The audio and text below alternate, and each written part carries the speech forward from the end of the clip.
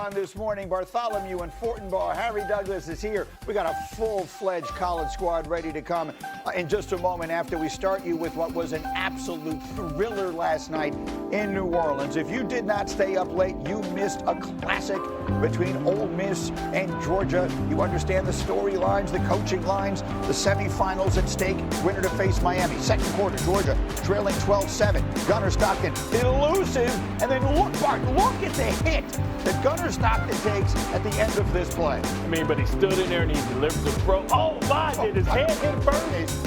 I thought maybe he'd be done for the day. Instead, he gets right up and takes it in for the score. Stockton and Georgia take a 14-12 lead. Pete Golding letting his guys hear it on the sideline. Ole Miss now, a 2nd and 4. It's Kewan Lacey, the spectacular running back, Harry. He's going to put it on the ground. And Dalen Everett, a guy who showed up big in moments like this, SEC championship game this year, last year, scores a touchdown, scoop and score. Barn, I know defensive players love this. Georgia up 21-12 at halftime. Now, first play, fourth quarter. Ole Miss is down by 5. Trinidad Chambliss was spectacular last night, and this play is special. Just terrible by Georgia, never containing the quarterback, but just magical by Trinidad Chambliss, being able to extend the play and find his running back for a first down. That's how they drew it up. You think that one was magical? How about this? Ole Miss a 3rd and 7 at their own 28. Bart, watch this. Chambliss is going to retreat basically to his own end zone. You have to stay at the upfield shoulder if you're the outside leverage at the blitzer. They lost contain. He made him pay for it. Magical play. They turn it into a gain and a first down. Later in the drive, Ole Miss has a 2nd and goal, and it's Lacey going to take it in. He had 98 yards, 2 touchdowns. Ole Miss goes for the 2, and they get it. So they've come all the way back. They're up 27-24. 10 minutes left. Georgia at their own 33. Larry, they go for it on the 4th and 2. Do we like the decision? No, I don't like this decision, but also if you're going to go for it, can the left tackle move and actually block someone who's coming off the edge? Terrible by Georgia's offensive line, especially that left tackle. And so Ole Miss able to take advantage of the outstanding field position. It's Chambliss, it's Harrison Wallace, it's 34-24 Rebels as they storm from behind. Now we got 7 minutes left. Next Georgia drive, they got a 2nd down. Stockton, here's Zachariah Branch. There goes that man. His favorite target all season long, Zachariah Branch, showing up in the biggest moments in the Sugar Bowl. 6.5 minutes left in the 4th quarter. It's Lacey. Bart, tell me how they missed the face mask on this call. Well, this could have been a makeup call for the hold on the touchdown run by Ole Miss earlier in the game. But, yeah, you got to see that. I don't know how they missed it. Georgia would force a punt. Now Georgia on a 4th and 9. Stockton, clutch to Branch. They convert, and they keep the drive alive for 3 minutes and counting. 3rd and 9 now at the 35-yard line. Stockton, this ball is incomplete, but the flag is thrown. It's pass interference. Is this a good call? I thought it was the right call.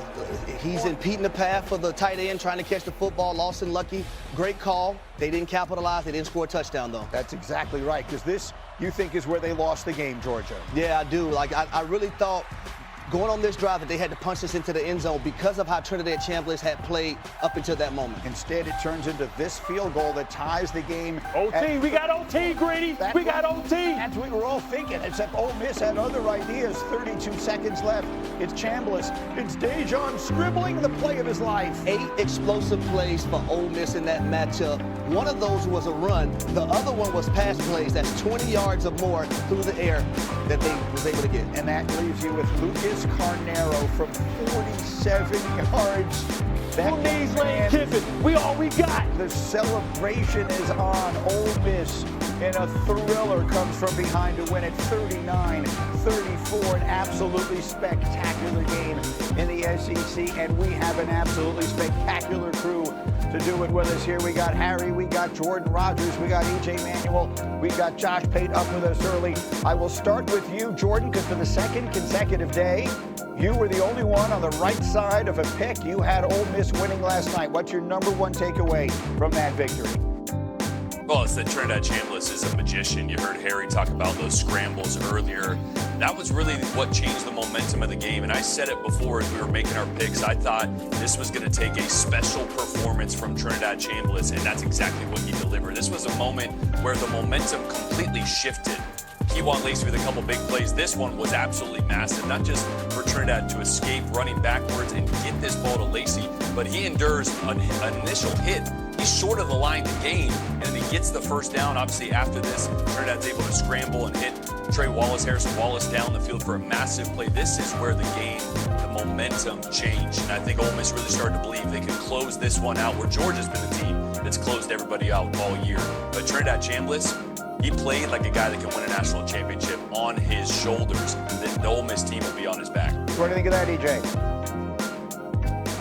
Look, Trinidad played amazing, but I'll also say my biggest takeaway was how cool and calm and collected Pete Golding was, the head coach. And throughout that football game, anytime the defense made a mistake or anytime, even before the end of the first half where they weren't able to get lined up for a field goal, and you saw Pete go and talk to the reporter, he wasn't flustered. He never seemed like the moment was too big for him. And let's keep this in mind, guys. He did just get, promoted up to the head coaching spot. And I think his ability to stay relaxed throughout that entire game kept his team the same way. I even remember one of his corners had a pass interference, and the corner's kind of walking by him, and he just encouraging him, telling him, hey man, it's gonna be fine, keep playing ball. And ultimately, I think that's what kept that confidence going for these plays later in that second half for Ole Miss to come back and win. He has coached 2 games, both of them in the college football playoff. He's now 2-0, as he, of course, is elevated after the departure of Lane Kiffin, which, Josh Pate, is a huge storyline that sort of hovered over and around this game, so much of the build-up and even into last night.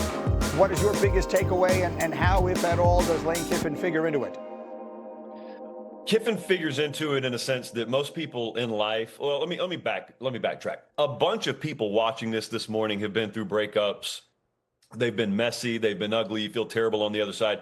Not many people win the lottery and get a job promotion the next day. I don't know how that would feel, but that's kind of how Ole Miss fans have to feel this morning. It's just, wow, I prayed for times like these. And now you get to go to the semifinal, and now, Greeny, we don't have time to talk about it right now, but there's this whole side conversation about the staff that is contractually signed to go to LSU. And I think a lot of people in the room just thought, oh, they'll go play the Georgia game and then they'll lose and they'll be done. Well, that's not the way college football works. So now you got to work out on paper who goes to play the semifinal coaching matchup, not just the players. To go back to Trinidad Chambliss for just a second, said yesterday, he's the most dangerous quarterback left in this tournament. There's a difference sometimes in the best and the most dangerous, and he may be both of them, by the way, but the most dangerous is the kind of guy that puts a coach as experienced as Kirby Smart in a position where he feels like he needs to go for it on his own 30 in a 3-point game with 9 minutes and change to go.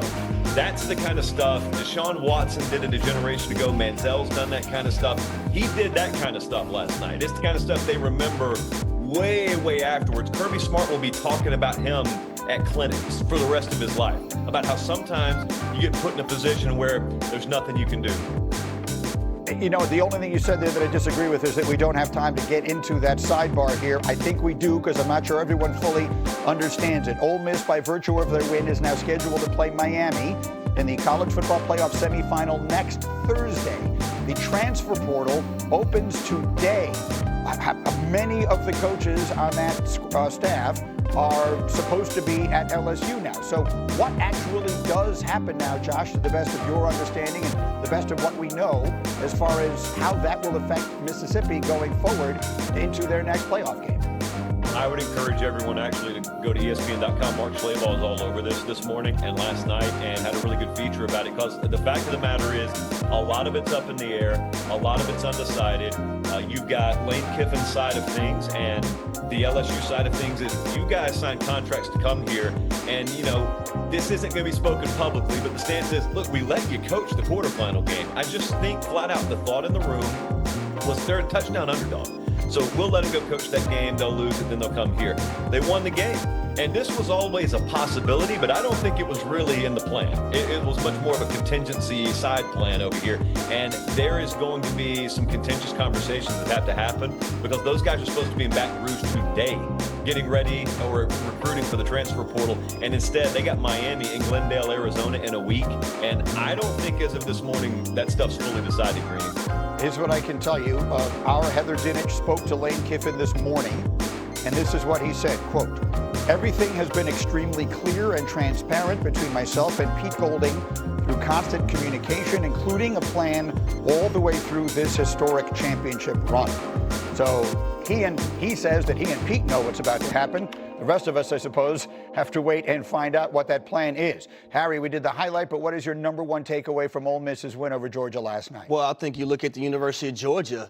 They were terrible in the secondary. They gave up explosive plays, 8 to be exact. And then they did not contain the quarterback over and over again. And I think when you look at them offensively, they have to get to a point to where they can push the football down the field.